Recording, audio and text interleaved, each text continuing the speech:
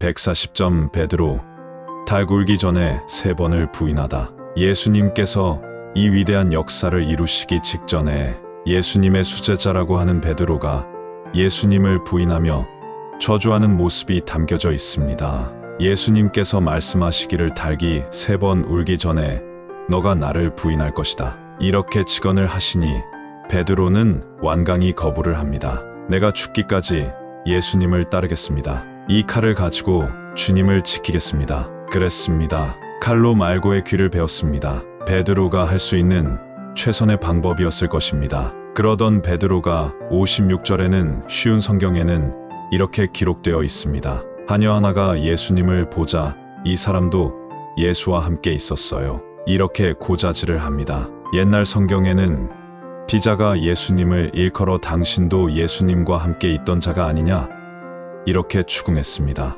그러니까 베드로는 하녀와 같은 별 볼 일 없는 여인의 말에 놀래서 부인을 하고 말았습니다. 그것도 3번씩이나 부인을 했습니다. 베드로의 삶은 특별했습니다. 예수님의 부르심을 직접 받았으며 3년 반 동안 쫓아다니면서 예수님의 기적을 보았고 예수님의 말씀을 들었습니다.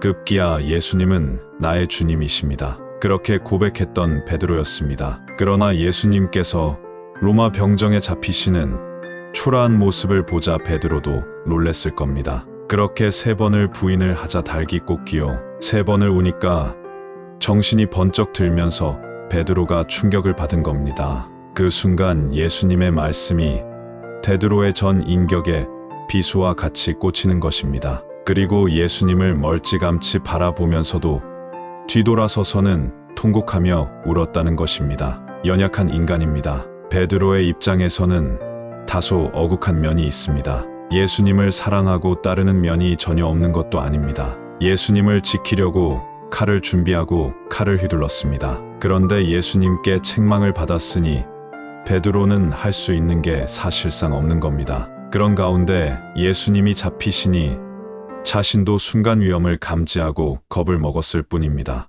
군사 시절에 데모를 하던 청년이 있었습니다.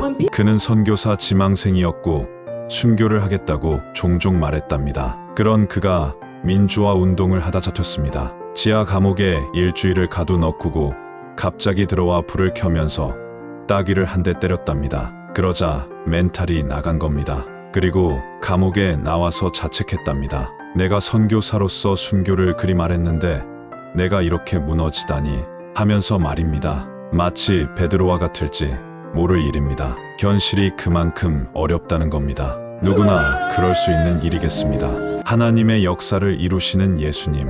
그러나 단순히 베드로뿐만 그런 게 아닙니다. 이 시대를 살아가는 신자들도 현실에 당면한 문제가 닥치면 사실은 교회고 예수님이고 하나님이고 그것을 헌신짝처럼 베드로처럼 부인하고 때로는 저주하고 예수님을 떠날 수도 있겠습니다. 사실상 그리 떠나는 사람들도 적지 않습니다. 근데 정작 중요한 것은 그럼에도 불구하고 예수님께서는 예수님의 일들을 묵묵히 이루신다는 것입니다. 예수님께서는 베드로가 부인할 것도 알았고 가롯 유다가 예수님을 은 30에 팔아먹을 것도 아셨을 것입니다. 모르실 분이 아닙니다. 그럼에도 불구하고 논란이 많이 있을 수 있겠지만 아시면서 왜 그렇게 하셨을까 하면서 여러 가지 반론을 제기할 수 있겠습니다. 그러나 우리가 중점을 둬야 되는 것은 그러한 것보다 그런 실망스러운 일이 있음에도 불구하고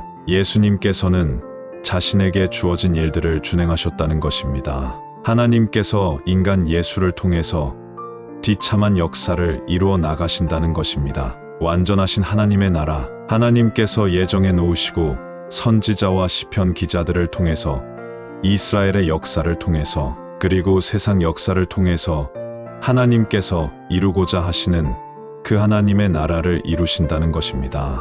하나님께서는 인생들에게 절대적으로 필요한 소망, 믿음, 사랑 그것을 이루시는 한 방법으로 완성해 가시는 하나님의 그 일들을 이루신다는 것입니다. 사실상 인류의 문제, 인간의 죄사함의 문제, 영원한 하나님의 형상의 회복의 문제, 영원할 하나님의 나라를 완성하실 분이 예수님, 자신뿐이었기 때문입니다. 이 십자가의 사건 외에는 하나님과 인간을 회복시킬 방법이 없는 것입니다. 그러니 묵묵히 이루시는 것입니다. 주어진 삶을 믿음으로 감당합시다. 그러자 예수님을 비웃는 사람이 있습니다. 붙잡힌 예수님의 육신의 모습을 보고 로마 병정들이 비웃고 예수님의 눈을 가리고 막대기로 때리고 조롱하면서 내가 하나님의 아들이냐? 선지자이거든 너를 때린 사람이 누구인지 한번 맞춰봐라. 그렇게 예수님을 모독을 하는 모습들이 기록되어 있습니다.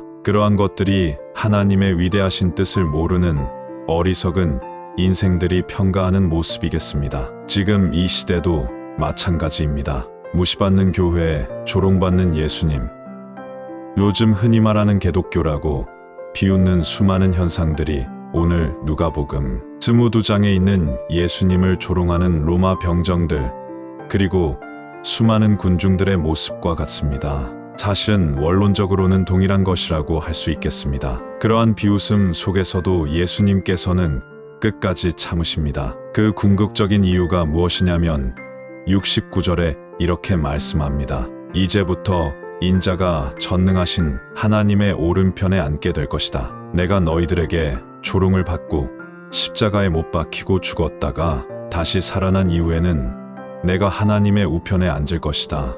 그리고 너희들이 나에게 수많은 질문을 하는 당신이 하나님의 아들이냐라고 말할 때 내가 그렇다라고 너희에게 말했지 않았냐? 이것에 대해서 더 이상의 증거는 필요 없다. 너희들이 조롱하는 이 모습 자체가 증거이다. 이렇게 기록하고 있습니다. 예수님께서 하나님의 아들 되심을 당당하게 말씀하고 있는 것입니다. 예수님께서 수많은 비웃음이나 초라한 모습 속에서도 당당하셨던 것처럼 무시받는 교회나 조롱받는 예수님, 혹은 비웃음 당하는 기독교, 신자들의 모습 속에서도 겸허하게 귀를 기울여야 하겠습니다. 그들이 비우는 것이 합당하다면 우리가 때로는 용서를 구하는 낮은 자세의 모습을 보여야겠습니다. 마지막으로 또 하나 우리의 중심에 잊지 말아야 할 것이 있습니다. 비록 예수님이시지만 그분은 조롱을 참으시고 죽음을 이기시고 무덤을 이기시고 다시 사랑하시는 영원한 생명의 주로서 하나님의 오른편에 앉으신 위대하신 하나님의 아들의 권위를 지니셨다는 것입니다. 하나님의 아들로서 인정되시는 예수님에 대한 믿음과 소망과 사랑을 잃지 않고 이 시대를 묵묵히 살아가는 우리의 삶이 되어야 한다는 것도 교훈하시는 겁니다. 이런 모습을 통해서 예수 그리스도께서 하나님의 아들 되심이 확증될 것이고 예수님의 위대하심을 믿는 신자들을 통해서 소금과 빛으로 드러나야 되어질 것이기 때문입니다. 이러한 신앙을 갖고 우리에게 주어진 한 주간을 살아가며 우리의 생애를 묵묵히 감당하는 저와 여러분들이 되어지기를 간절히 소망하며 한 주간 한 생애를 살아가길 바랍니다. 인천 송도역 남인천 농협 앞 배짜마 카페에서 이종화였습니다.